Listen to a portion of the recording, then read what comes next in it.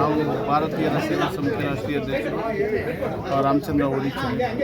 ಇವತ್ತು ನಮ್ಮ ಕನ್ನಡದ ಎರಡನೇ ರಾಜಣ್ಣ ಡಾಕ್ಟರ್ ರಾಜ್ಕುಮಾರ್ ಅವರು ಅಂತ ಹೇಳ್ಬೋದು. ಯಾಕೆಂದರೆ ರಾಜ್ಕುಮಾರ್ ಅವರ ಒಂದು ಆದಿಯಲ್ಲಿ ಬಂದಿರತಕ್ಕಂಥ ಚಲನಚಿತ್ರ ಇಂಡಸ್ಟ್ರಿನ ತುಂಬ ಅದ್ಭುತವಾಗಿ ತುಂಬ ಒಳ್ಳೆಯ ರೀತಿಯಲ್ಲಿ ತಗೊಂಡೋಗಿ ಚಲನಚಿತ್ರ ಮಂಡಳಿ ಅಧ್ಯಕ್ಷರು ಆಗಿ, ಜೊತೆಗೆ ಇಡೀ ರಾಜ್ಯದ ಮೂಲೆ ಮೂಲೆಯಲ್ಲೂ ಹೋರಾಟಗಳನ್ನು ಮಾಡಿ ಡಾಕ್ಟರ್ ರಾಜ್ಕುಮಾರ್ ಅವ್ರ ಜೊತೆ ಹಲವಾರು ಹೋರಾಟಗಳನ್ನು ಭಾಗವಹಿಸಿ ಅವರ ಒಂದು ಸಂಘಟನೆಯನ್ನು ಕಟ್ಟಿ ಇಡೀ ರಾಜ್ಯದ ಘನತೆಯನ್ನು ಗೌರವವನ್ನು ಉಳಿಸಿದಂತಹ ಮಹಾನ್ ನಾಯಕರು ನಮ್ಮ ಸ.ರಾ. ಗೋವಿಂದ ಸಾಹೇಬರು.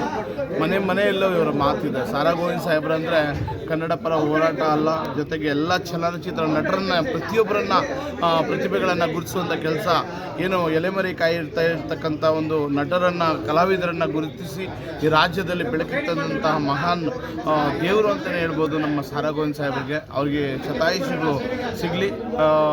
ಏಕೆಂದರೆ ಇವತ್ತು ಎಷ್ಟೋ ಬಡಬಗ್ಗರನ್ನು ಒಳ್ಳೆ ಮಾರ್ಗದರ್ಶನ ಕೊಡುವಂಥ ಕೆಲಸ, ಹೋರಾಟದ ಕಿಚ್ಚನ್ನು ಹೆಚ್ಚಿಸುವಂಥ ಕೆಲಸ ನಮ್ಮ ಸ.ರಾ. ಗೋವಿಂದ ಸಾಹೇಬರು ಮಾಡ್ತಾಯಿದ್ದಾರೆ.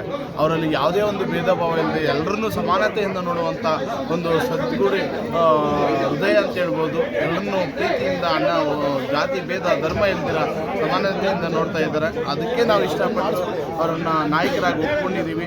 ಅವರು ಏನೇ ಒಂದು ಕಾರ್ಯಕ್ರಮ ಆಗಲಿ, ಅವರ ಹೋರಾಟಗಳಾಗಲಿ, ಅವ್ರ ಜೊತೆಗೆ ಸದಾ ನಾವು ಇರ್ತೀವಿ. ಭಾರತೀಯರ ಸೇವಾ ಸಮಿತಿ ಸದಾ ಅವ್ರ ಜೊತೆಗೆ ಹೋರಾಟಗಳಲ್ಲಿ ಭಾಗವಹಿಸಿ ಅವರ ಒಂದು ಆಶೀರ್ವಾದವನ್ನು ಸದಾ ಪಡೆಯೋದು ನಮ್ಮೆಲ್ಲರ ಕರ್ತವ್ಯ, ಆಶೀರ್ವಾದ ಆಗಿದೆ.